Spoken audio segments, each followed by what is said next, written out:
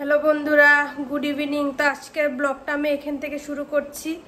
তো আজকে আমি এসেছি, মানে একটু আগে এসেছি আমার দিদির বাড়িতে। তো বাইরে অনেক বৃষ্টি পড়ছে, তার জন্য দিদিকে বললাম যে একটু সন্ধ্যা হয়েছে, কিছু ঝাল কিছু চটপটি খাওয়াতে। তার জন্য দিদি বানাচ্ছে পকোড়া আর ডিমের টেবিল। তো ওটার রেসিপি তোমাদের সাথে শেয়ার করবো। তো তোমরা পুরো ভিডিওটা আমার দেখতে থাকো, স্কিপ না।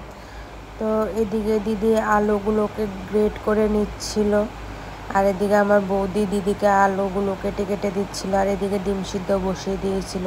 তো আলুগুলো গ্রেট করা হয়ে গেছে। তো এর মধ্যে কুচি করা পেঁয়াজ আর সব মশলা, যেমন হলুদ গুঁড়ো, জিরে গুঁড়ো, লঙ্কা গুঁড়ো, গরম মশলা গুঁড়ো, নুন, তো সব কিছু দিয়ে এটাকে মাখবে।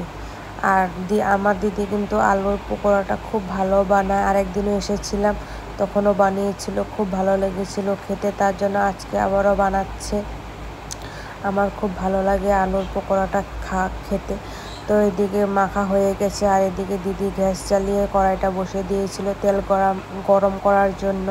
তো এদিকে তেল গরম হয়ে গেছে, তো এক এক করে পকোড়াগুলো ছাড়ছিল তেলের মধ্যে। তো এগুলো হাফ কুক হয়ে গেছে, মানে হাফ ভাজা হয়ে গেছে। তো আর একটু সুন্দর গোল্ডেন ব্রাউন হলে তারপরে নামিয়ে নেব। তো এদিকে গোল্ডেন ব্রাউন হওয়ার পরে পকোড়াগুলোকে এক এক করে নামিয়ে নিচ্ছিল।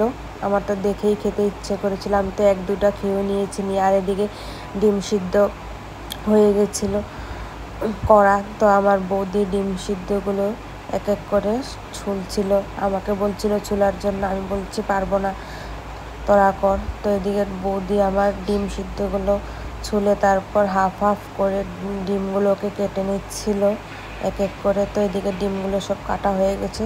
আর আমি এদিকে ব্যাটারটা বানানোর জন্য প্রথমে বেসন নিয়ে নিলাম একটা বাটিতে।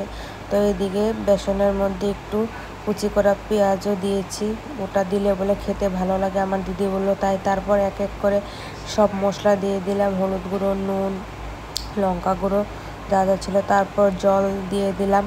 তো জল দিয়ে আমি এগুলো মিক্স করতে লাগলাম, ভালো করে ফেটাতে লাগলাম। যত ফেটানো হয় তত ভালোই হয় ব্যাটারটা।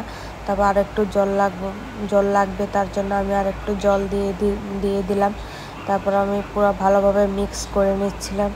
তো এই যে এদিকে আমার ব্যাটার রেডি হয়ে গেছে ডিমের টেবিল করার জন্য। আর এদিকে আমার দিদির মেয়ে খাওয়ার জন্য দেখো রান্নাঘরের সেলফে উঠে বসে গেছে।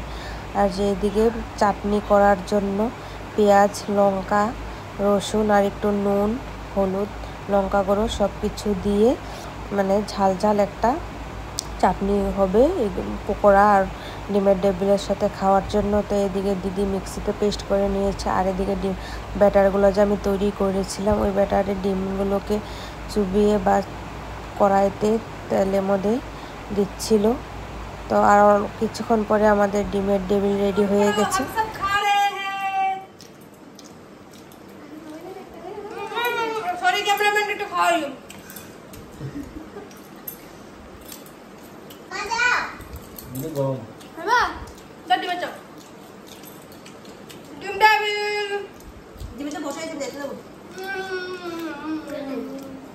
টেস্টি টেস্টি করে নাইটি পরে এসেছি, ঠিকসে খাবো, এক কষের মতন খাবো, একদম বেশি বেশি করে খাবো। এক কষ নেই আমাদের ডিম দিয়ে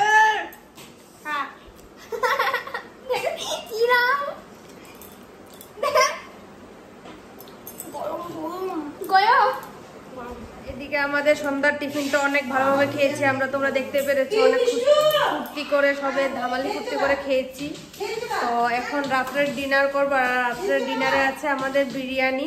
তো আজকে আমাদের দিদির ঘরে খালি খাওয়া আর খাওয়া, সব দিয়ে খালি খাওয়া। তো আজকে আমি বিরিয়ানি খাবো, আর বিরিয়ানিটা নিয়ে রাত্রে ডিনার করে তারপরে চলে যাবো বাড়ি। আমাদের বিরিয়ানি এখন আমরা খাবো। সবাই বলছে আজকে তো আমরা বিরিয়ানি পার্টি করছি, তারপরে খাওয়া দাওয়া করে বাড়ি চলে যাবো। আজকের পার্টিটা কিন্তু খুব বেস্ট হয়েছে। তো বন্ধুরা দেখতে পাচ্ছ আমি ঘরে চলে এসে পড়েছি দিদির বাড়ি থেকে। তো এসে ড্রেস চেঞ্জ করে নিয়েছি। আর এখন বাজে রাত্রি 11:30। তো এখন আমি শুয়ে পড়বো। তো আজকের জন্য এতটুকুই থাক আমার ব্লগটা। তো তোমাদের যদি কিছু ভালো লেগে থাকে আমার ভিডিওতে, তো অবশ্যই লাইক কমেন্ট শেয়ার করবেন। আর যারা এখন আমার চ্যানেলটা সাবস্ক্রাইব করে নিন তারা জলদি গিয়ে আমার চ্যানেলটা সাবস্ক্রাইব করে দিবেন। আর পাশে থাকা বেল আইকনটা অবশ্যই প্রেস করবেন। আজকের জন্য বাই বাই, গুড নাইট, শুভরাত্রি।